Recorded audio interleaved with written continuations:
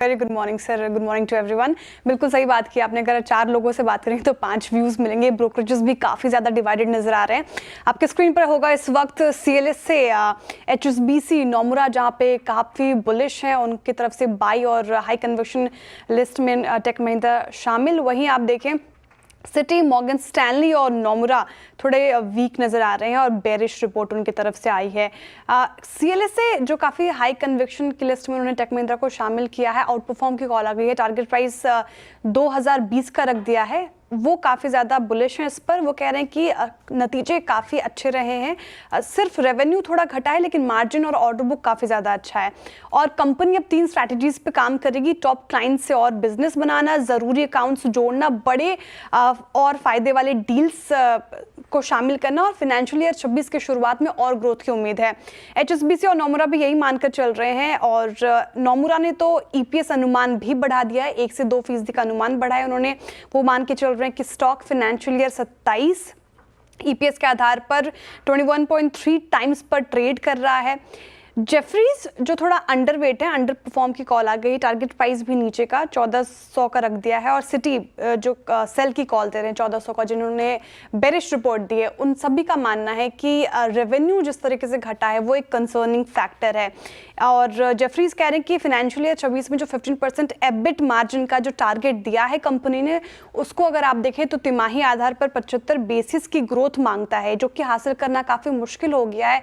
तो उसको लेकर वो कंसर्न है। और सिटी ने बात की कि ग्रॉस मार्जिन में देख लें आप, ऑर्डर बुक देख लीजिए, रेवेन्यू देख लीजिए, आंकड़े उनको पसंद नहीं आए, इसीलिए वो कह रहे हैं कि फाइनेंशियल ईयर 26 में ग्रोथ फ्लैट रहेगी। तो काफ़ी व्यूज़ डिवाइडेड नजर आ रहे हैं टेक महिंद्रा को लेकर। ओके, काफ़ी व्यूज़ ब्रोकरेजेस सभी की कॉल जो है वो सेल साइड या अंडरवेट की ही तरफ से आई है।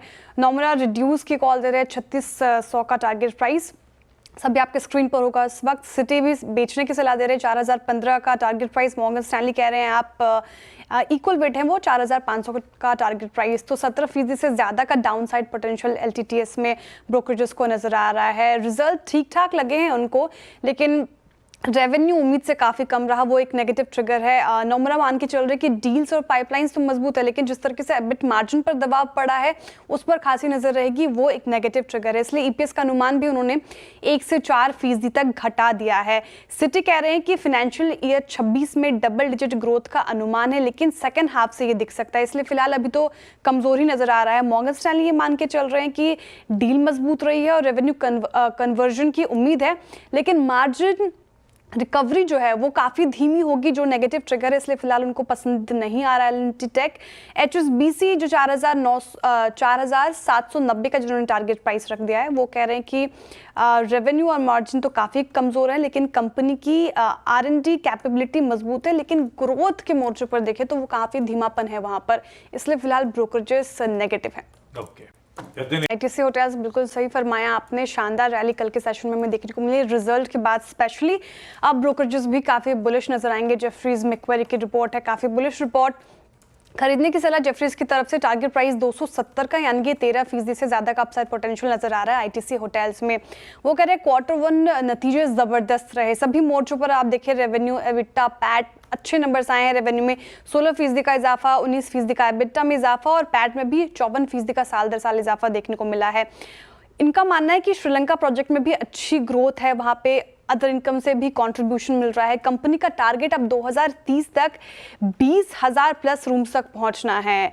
अभी फिलहाल ये 13.5 के रूम्स तक अवेलेबल हैं। फाइनेंशियल ईयर 25 और 28 के लिए एबिटा और पैट का भी अनुमान जो है वो बढ़ा दिया उन्होंने।